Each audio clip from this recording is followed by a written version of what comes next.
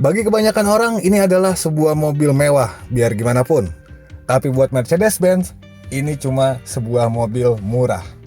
Kenapa bisa gue bilang kayak gitu? Karena ini adalah salah satu Mercy yang paling murah yang pernah dijual di Indonesia. Mercedes-Benz C180 Avantgarde 2020. Oke, kalau kita bicara harganya, karena dari tadi gue mention ini murah, pas di awal diluncurin di awal-awal 2020, Mercedes-Benz membandrolnya itu sekitar 800 jutaan lebih. Dan sekarang di penghujung tahun mereka ngasih diskon ratusan juta sehingga harganya 699 juta. Ini masuk ke keluarga seri C dan jadi varian yang paling murah. Dia udah diproduksi lokal dan ini menurut gue merupakan sebuah langkah yang paling bijak buat Mercy supaya mereka bisa ngajak semakin banyak orang untuk mencicipi Mercedes-Benz, terutama untuk seri C-nya.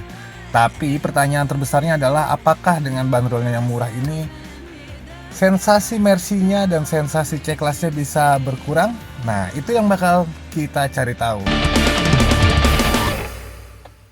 Kita bicara desainnya dulu. Ini masuk keluarga Avantgarde, jadi memang kita bakal menemukan sejumlah ornamen-ornamen yang menandakan kalau ini adalah sebuah Avantgarde. Tapi kalau gue bicara desainnya secara keseluruhan ya, sebenarnya Mercy sekarang yang biasanya identik sama kotak-kotak tajam-tajam sekarang jadi lebih cenderung membulat. Jadi desainnya tuh jadi kayak daun gitu ya, mengalir.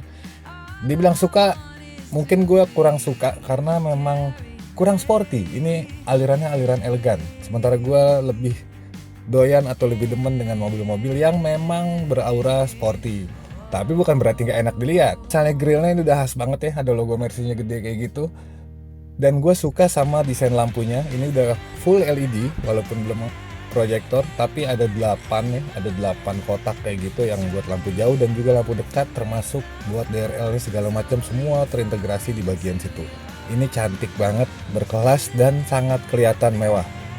Nah, apa yang membedakan ini sama kakak-kakaknya C200 atau bahkan C300 yang AMG, yaitu pada bagian peleknya dia pakai pelek 17 inci. Jadi memang cenderung lebih kecil, jadi profil bannya kelihatan lebih tebal.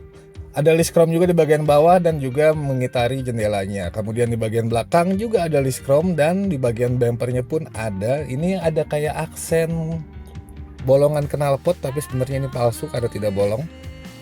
Dan yang membedakan dari tipe-tipe atasnya, dia nggak ada sensor parkir, tapi udah dilengkapin sama kamera mundur. Lumayan. Sekarang kita bahas masuk ke dalam bagian kabinnya. Masuk ke dalam baru nuansa mewahnya kelihatan. Dan yang bikin gua agak sedikit, bukan kecewa ya, ini desain setirnya. Ini udah keren banget ya sebenarnya. Tapi berasa kurang mewah karena kalau misalnya kalian lihat langsung tuh dia kurang aksen-aksen yang bikin ini tampil mewah. Tapi dia udah kulit, udah enak, digegami juga cakep, dan kanan kirinya ini keren men. Ada trackpadnya, jadi kayak handphone BlackBerry ya. Ini buat ngatur MID sebelah kanan dan juga buat ngatur layarnya yang di sebelah kiri yang udah sampai 10 inci itu. Ini cakep banget dan pengaturannya juga cukup lengkap. Dia punya driving mode ya, ada beberapa driving mode, jadi bisa diatur-atur juga sesuai dengan kebutuhan, mulai dari sport, normal, juga eco. Nah, kalau misalnya untuk pengaturan lampunya ada di sebelah kanan, start stop engine-nya juga udah ada, dan kalian jangan kaget ketika ngeliat ke konsol tengahnya karena di situ nggak ada transmisi. Itu jadi kayak semacam tombol-tombol buat pengaturan entertainment-nya berupa touchpad ya itu. Terus, di mana transmisinya? Transmisinya ada di bagian belakang setir. Ini jadi kayak lampu sen yang diganti sama tuas kayak gitu, dan ini transmisinya di situ.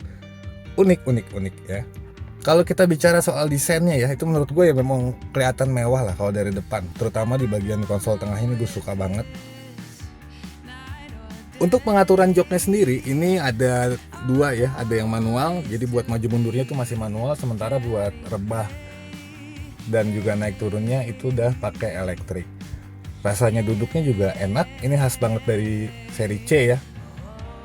Nah, gimana kalau misalnya di bagian belakangnya? Nah, kita cobain.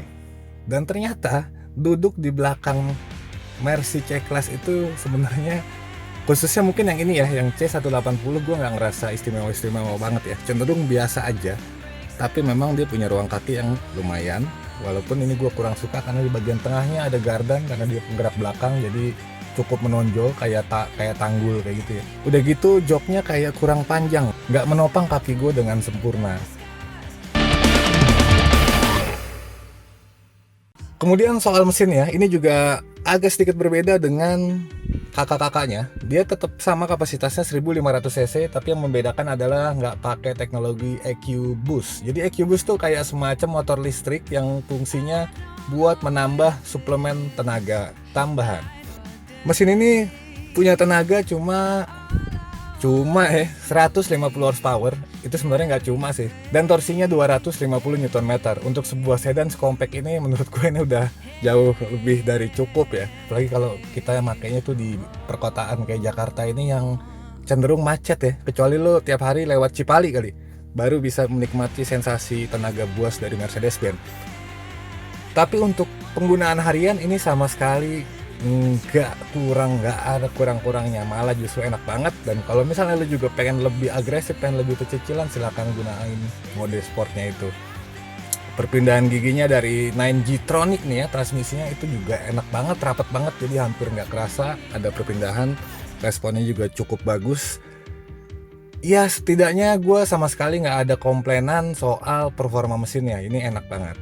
Kemudian soal handlingnya ini juga gue suka ya, bener-bener C-class, bener-bener compact, bener-bener gesit dan cukup enak. Mungkin karena profil bannya juga lebih tebel ya, jadi dia lebih berasa empuk. Cuma memang kita nggak bakal bisa mendapatkan feel handling yang setajam atau segesit dari sebuah BMW seri 3. Tapi ya balik lagi, Mercy itu memang diciptakan untuk kemewahan dan juga kenyamanan ya, bukan untuk lari-larian. Respon setirnya bagus, respon gas dan juga remnya juga cukup enak. Ya memang no komplain banget dengan posisi duduk, visibilitas, terus juga bermanuver dan lain-lainnya. Ini gue rasa sangat-sangat Mercy C-Class banget. Jadi kalau bisa ditarik kesimpulan, menurut gue dengan harga yang terjangkau ini memang ini bisa banget buat kalian-kalian yang baru pengen nyobain Mercy ya, atau baru pengen nyobain sebuah mobil mewah buatan Jerman tuh kayak gimana. C-Class 180 ini sangat-sangat recommended banget. Apalagi dia juga punya fitur yang sebenarnya nggak ketinggalan banget. Dia juga punya sensasi berkendara yang enak handlingnya, kenyamanan juga dapat. Menurut gue sebuah good job buat Mercy udah mau menghadirkan mobil murah kayak gini. Murah menurut mereka ya. Oke, sekian aja reviewnya, mudah-mudahan berfaedah. Kalau kalian punya opini-opini silahkan sampaikan di kolom komentar, nanti gue bakal coba jawab. Dan juga jangan lupa bantu channel ini dengan kalian men-subscribe dan juga me-like. Tapi kalau misalnya nggak suka silahkan di-unlike atau nonton aja channel yang lain. Karena channel gue, semau gue.